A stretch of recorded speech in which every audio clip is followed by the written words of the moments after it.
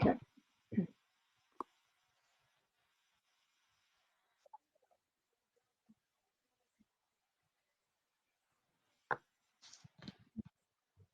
Kia ora and welcome to a conversation with Minister Woods. Welcome to our exclusive member-only Q&A with the Honourable Dr. Megan Woods. Megan is the Minister of Housing, Minister of Energy and Resources, Minister of Greater Christchurch Regeneration, as well as Research, Science and Innovation. It's quite a lengthy number of sectors there, Megan. It is my pleasure to host you all this afternoon as we continue our journey along the digital economy. And we've had a sellout crowd today of up to 500 people.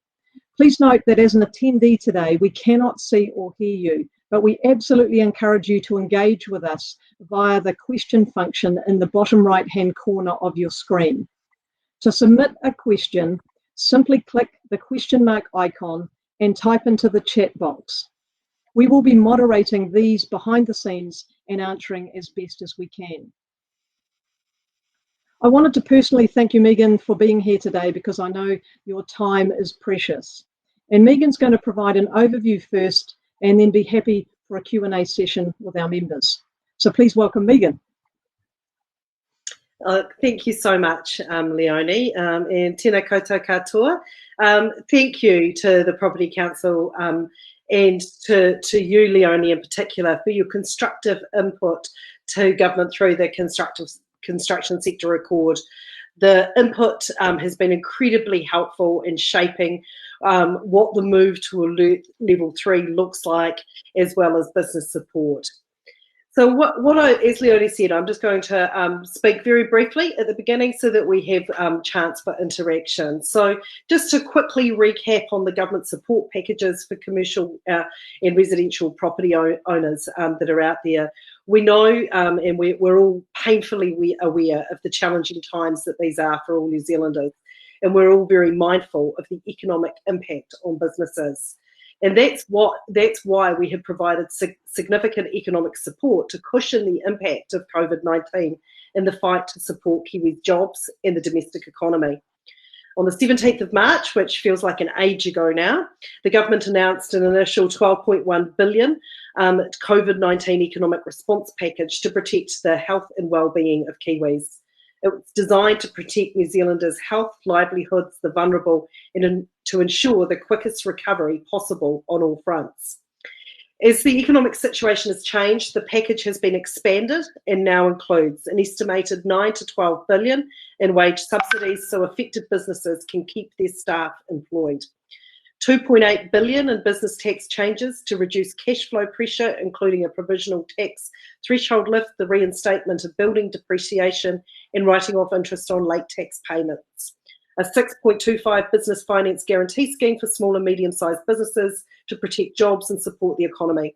And some other measures have included the Government, Reserve Bank and retail banks agreeing on a 6-month mortgage principal and interest payment deferral. Protection for renters during this difficult time. We've frozen all rent increases for 6 months, banned no-cause terminations for an additional period of 3 months, and evictions cannot occur for unpaid rent for up to 60 days. Landlords are also protected and can apply to the Tenancy Tribunal to have a tenancy terminated if tenants severely breach their obligations. We know many businesses are finding it difficult or impossible to pay rent if they are unable to access their property and pay and run their businesses. Some commercial tenants have leases where they are not obliged to pay rent if they cannot access the premises. The Auckland District Law Society clause 27.5, which I'm sure you're all very aware of. However, landlords not receiving rent through this period, not receiving those rent payments through this period, it may mean for them that they can't meet their mortgage obligations. To help address this, the government is extending the current 10 working day timeframe that commercial landlords may cancel the lease to 30 working days. This will be for both the period the tenant is in arrears before the notice is given and for the period to remedy the breach. The government is also extending the timeframes for lenders from 20 to 14 working days for mortgaged land and from 10 to 20 working days for mortgaged goods. And this will apply to commercial mortgages and home loans. These measures will ensure an orderly process to deal with commercial lease disputes caused by COVID-19. But obviously the move to alert level 3 and the announcements earlier this week is what is occupying everybody's minds now. And really I think there's a lot of excitement and realisation that we need to start getting the economy moving again. Under alert level 3, which we move to next week, construction businesses can start work again with strict hygiene measures. To guide the sector, WorkSafe, Construction Health and Safety New Zealand, the Construction Sector Accord Steering Group and other government officials have developed standards and protocols that will apply across the sector at alert level 3. Other services such as plumbers, electricians and tradespeople can also work on customers' properties, including homes, with physical distancing and record keeping for contact tracing purposes. To ensure the sector has the materials it needs, retailers and suppliers can supply goods to customers by phone or online order and contactless delivery or pickup. And employers are able to enter premises this week to plan and prepare for the move to alert level 3. One of the issues that we've been getting a lot of questions about since the announcement to alert level 3 is the ability for in-person viewings and inspections. We know the ability to buy, sell and move into homes is essential to the health and well-being of New Zealanders and our economy. House sales are allowed at all alert levels, but some of the activities involved, such as open homes and inspections, need to happen in different ways to limit people movement and interactions. Currently, at alert level 4, people cannot inspect homes in person prior to settlement, physically hand over documents or keys, or meet their lawyer in person. And this, under alert level 4, has been done remotely instead. There are also limits on moving houses, except in limited cases, such as the need to move away from family violence. Moving companies have not been operating, as I'm sure you know, at alert level 4. However, some of these restrictions will be lifted as we move to alert level 3. People will be able to move homes and freight can be moved around the country with appropriate safety measures. The subject of in-person viewing under alert level 3 is of great interest. We need to make sure that we get this right, as viewings could have a number of people entering the property, even if they are present at different times. And those people can also potentially view many properties on a given day. Where possible, the physical interactions involved in house sale, purchase and settlement should still be done remotely at alert level 3. It may be possible to do a final pre-settlement inspection in person or have a real estate agent come into the home, as long as all the physical distancing and public health measures are taken. If in-person viewings do occur, they will be limited to 2 per day. Some of these properties may be tenanted or occupied, and on-site viewings would necessitate the occupants leaving the property for the viewing to happen. The tenants must also give permissions for the viewing to go ahead. More detailed guidance on this will be available from the Ministry of Justice, the New Zealand Law Society, and the Real Estate Authority shortly. There's also been much discussion about in-person property inspections and viewing. Under alert level 4, if landlords can't access their property to carry out regular 3-monthly inspection, the inspection should take place as soon as practical after health clearances. Inspecting the property virtually is still an option, but landlords need to be careful not to interfere with tenants' reasonable peace, comfort, or privacy. And any virtual inspections could only happen if the landlord and tenant agree. Tenants can use a virtual inspection to let their landlord know about any maintenance needed, but must also be realistic about when non-urgent issues can be fixed. Under alert level 3, inspections can only go ahead in emergency situations, such as when if a landlord needs to confirm the emergency maintenance is required. When New Zealand moves to alert level 3 next week, landlords will be able to tenant vacant properties. Non-urgent work can go ahead, and plumbers, electricians and tradespeople will be able to carry out maintenance or work such as installing a heat pump. Guidance for landlords and property managers around undertaking inspections and viewings are still being worked through, and these will be provided soon. The requirements about rent increase freezes and tenancy terminations remain in place. We know some landlords may be experiencing financial difficulty due to tenants having difficulty paying rent due to COVID-related income loss. During this time, landlords can only apply to the tribunal to terminate on the basis of rent arrears once a tenant is more than 60 days behind in rent. Tenants need to feel they can self-isolate in their homes, even though they may be financially struggling through no fault of their own. However, this is not an excuse for tenants to not pay rent where they are still able to do so. Tenants are still liable for all rent, and landlords will be able to recoup unpaid rent through the tribunal. We encourage landlords to talk to their tenants where tenants are genuinely struggling to pay rent during this time.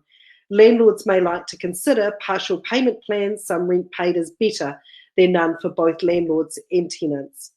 If landlords wish to offer a temporary rent reduction, they can later reinstate the rent to the original amount.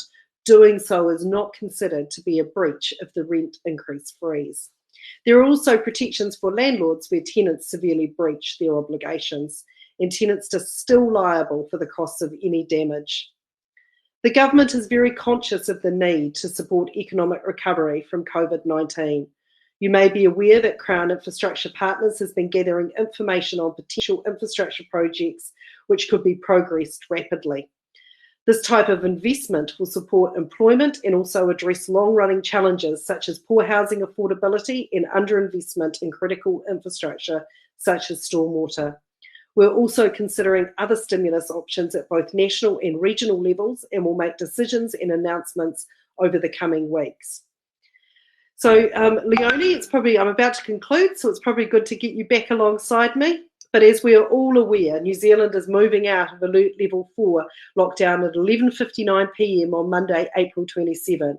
We will then hold an Alert Level 3 for 2 weeks before reviewing how we are tracking again, and Cabinet will make further decisions on the 11th of May. Going hard and early on tackling the spread of COVID-19 has put us in a good position. What we're doing is working, and the numbers speak for themselves. The next phase is all about keeping on top of the virus as we start rebooting economic activity, and our upcoming budget will be focused on this. Meanwhile, as businesses get ready to open and prepare to re-enter premises, we ask that in doing so they stick to social distancing and their bubbles. Alert Level 3 allows more economic activity like construction, manufacturing and forestry, but it does not allow more social activity.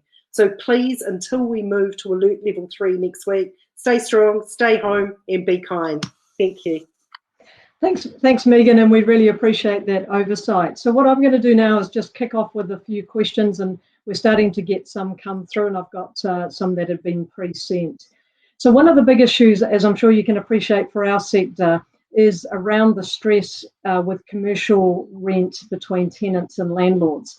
And so a number of people have asked about why has the government decided not to provide commercial rent relief for tenants? So, look, there is further work being done. Ministers are currently considering a range of options for further supporting businesses of different sizes, and they're both across both wage costs and non-wage costs. And rent certainly fits into that non-wage cost. But look, Leonie, that work is ongoing, and we'll have more to say about that as that work gets finalised. Great, thank you, Megan.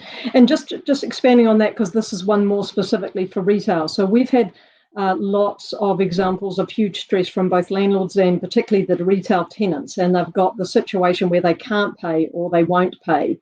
And Level 3 does little to alleviate pressure for the retailers and the retail owners. Would the government provide rent relief for targeted sectors like hospitality and retail, seeing that they can't operate in Level 3? And look, that's exactly the kind of considerations that are being given in terms of this further piece of work around whether or not it needs to be targeted, where it needs to be, both across wage and non-wage costs. But certainly I know that's something that is being thought about. Okay.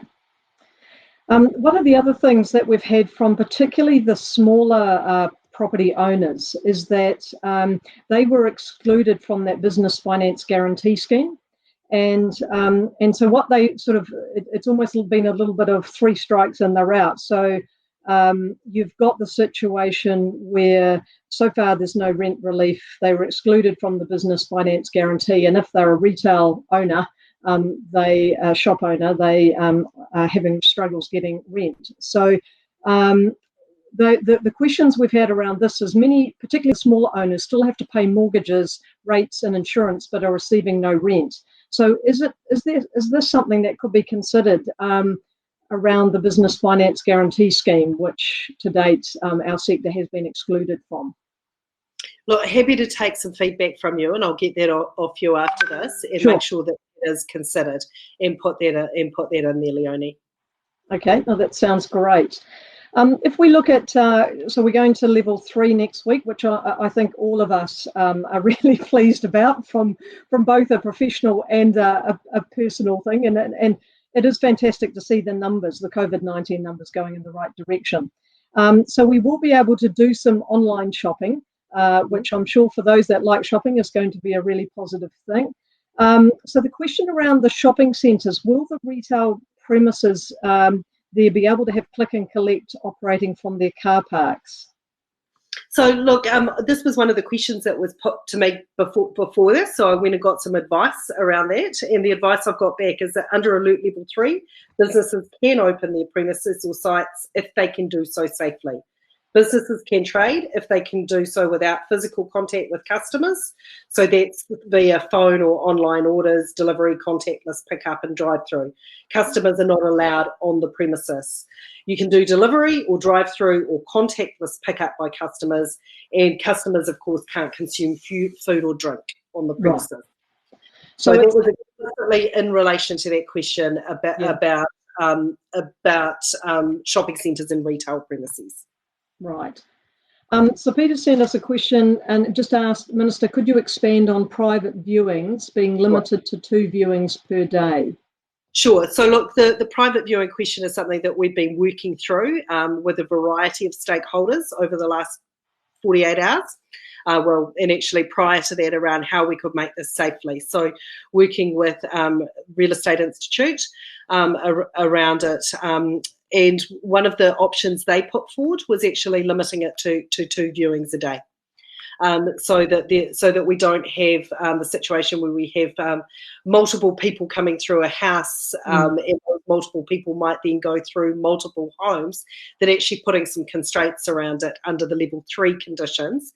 It does still allow where viewings can't be done online for some reason, if they're not able to be done remotely, if there is a requirement to have that kind of physical walkthrough of a premises, it does allow that to happen, and will allow for those for those circumstances where it is allowed. So that is for both inspecting properties to purchase and sort of the pre-settlement inspections, but also for leasing or renting, that people can also go in and do those inspections. So that's actually a bit of breaking news. Just managed to get that one absolute clarification on that this afternoon. Oh, that's fantastic. And just to remind all our members is that any updates that we're hearing goes up on our COVID-19 website and gets included in the member alerts that go out. So that's part of our communication. And Leonie, we'll get you, we're working on some updated comms around that, because that is a significant change and a response to some things that people were asking for. So we're just working up the comms materials around that now. Great. Okay. We've had from some of our owners a question around the body corporates, and there's a challenge at the moment that the legislation actually doesn't allow for online meetings. They are supposed to be face-to-face, which obviously you can't do through lockdown. And we were just wondering if there was any likely change. It probably doesn't need a change in the Act, but some clear directive that you can do online meetings during this time. Yeah, look, this is a concern that's been heard loud and clear, and we are looking at ways to ensure that body corporates can continue to meet their obligations without compromising those safety, such as online meetings, and that is a current work stream that's underway. So rest assured that it's well understood and is in the sausage factory working its way through. Oh, that's great.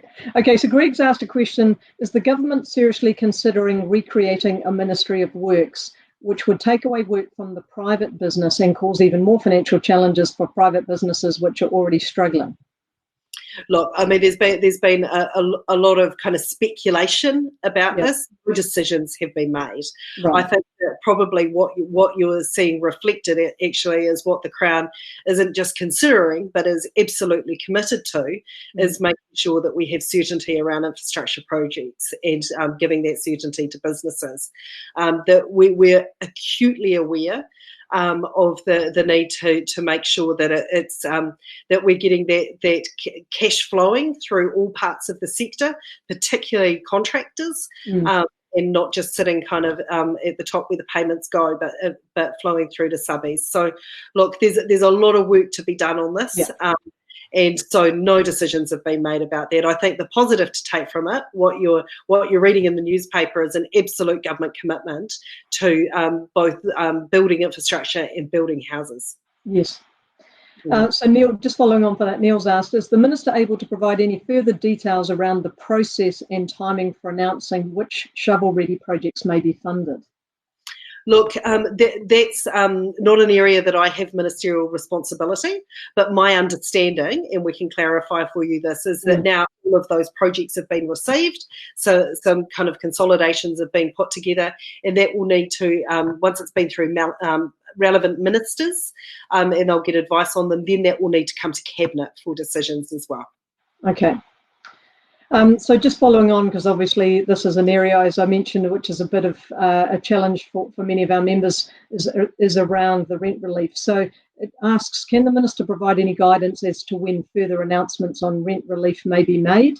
And they just wrote, retailers and landlords are in severe distress with every day that goes by with no turnover. Look, I had a conversation with Grant Robertson last night about this. It's being worked through. I can't today give you a line of where that is, but I think what you're seeing is the absolute speed which government is working at. That I think that Grant said what used to be a day is now a minute.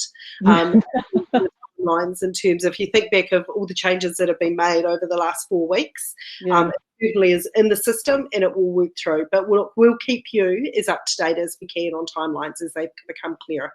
Yes. Yeah, no, I think I heard Grant say something like, what used to happen in a month happens in a week, what happened in a week happens in a day, and what happened in a day happens in an hour.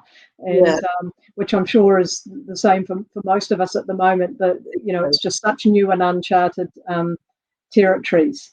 So here's one from Erica regarding retailers or of food and beverage operators. This is just regarding retailers or food and beverage operators doing contactless sales. Is it permissible to have something ordered and paid online and then picked up through a window, similar to the pharmacies at present?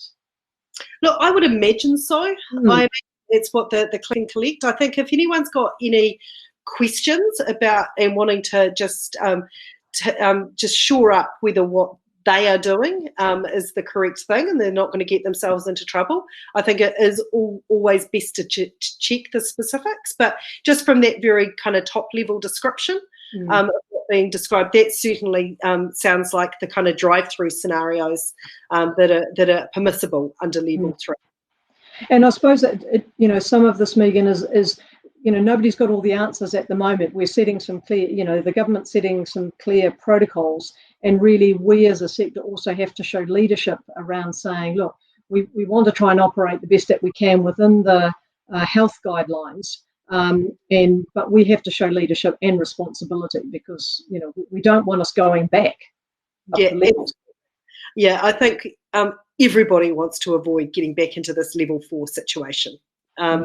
And so it's not about just setting rules for the sake of setting rules. This is to make sure that we still have that good phase during level 3 where we are continuing to stamp out the virus. But look, I think the reassurance I want to give people is we are listening to industries and working with them and working things up. I think an example of that is around the property inspections and viewings. That's something that's been worked through very much hand in glove with the sector. I think one of the standouts of this lockdown period has actually been what the construction sector has, the ability to work through that in terms of what level 3 would look like in terms of being able to get back onto construction sites as well. So we are prepared to work through with industry on all of these issues. So with regards to the economic stimulus, has the government considered options for both residential developments and vertical infrastructure? And there was a sort of an added question, which was, is there any opportunity to do something then after the GFC, when particularly in residential, nothing was built for about, well, very little was built for about 3 years after the GFC, and then you take such a long time to get the whole sector moving again? Yeah, and look, the residential is something that we've been working very, very hard on behind the scenes. That HUD has been working through that. Of course, housing and urban development, part of the construction industry, of course, is Kāinga Ora. In terms of our government build. I guess one of the things that we do have in our favour is that we'd actually brought together various elements of that government residential build program. So the former Housing New Zealand, along with the private market sales that we're commissioning through Kiwi Build as well, that's together in one place now in terms of the government build program. And certainly I know that Andrew McKenzie is working through very much what our role is in that, but also how it is that we can work alongside developers. We know what a job amplifier construction is, and particularly residential construction. They're well-paid jobs, and there's certainly building houses generates a lot of them. So we have an absolute determination to make sure that we do continue to see activity. One of the changes from the post-GFC area, I think, is that we've got our systems now geared up to be delivering state houses at a level that we haven't seen in decades. Yes. And so we're not just having to start from square one. We've already got those mechanisms in place, and that's certainly something that we're looking at in terms of the broader, longer-term recovery packages, how we could do in terms of there. And we know on the residential, we need to make sure we get the public and the private sector operating. Is there any concern by government at the moment, or are you aware that a lot of the funding for the private sector, particularly the smaller scale developers, has dried up, and yet on the other side we haven't stopped, we still have a housing issue in the country, and has there been any thought about how we might deal with the funding to keep some of these developments going, given that the funding sources have dried up? Yeah, look, that's certainly an issue that we're looking into pretty closely.